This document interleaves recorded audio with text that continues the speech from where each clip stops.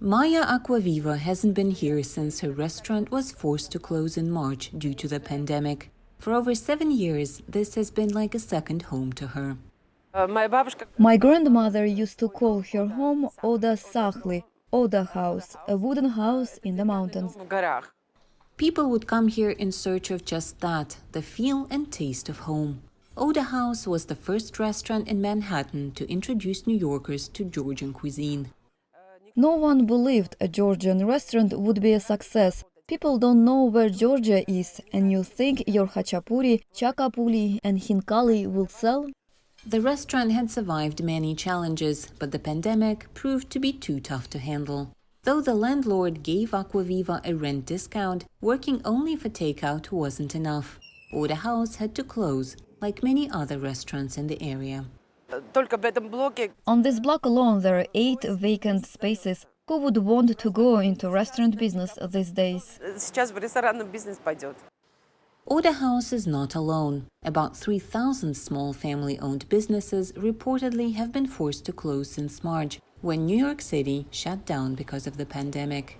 Small business owners hoped they would survive the financial blow. Despite relief from a federal stimulus package, many did not survive.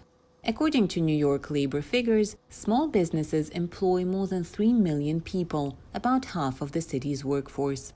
Old MacDonald had a farm, E-I-E-I-O. Bank Street, the oldest children's bookstore in New York City, shut down due to the pandemic.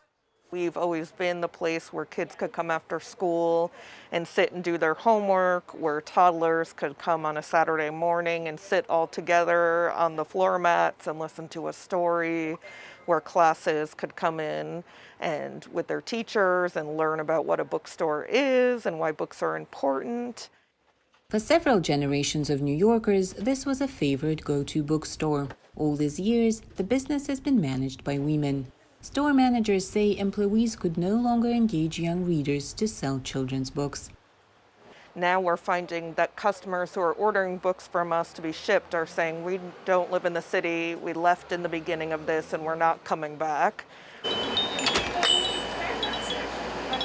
Lalita Kumut hopes she won't have to leave. After 3 decades selling perfume in her Manhattan store, she says demand has dropped since the pandemic began. What happened is, the sale is really went down 90%. And so far, no one coming in. It's only like maybe 1 person a day, and sometimes nobody.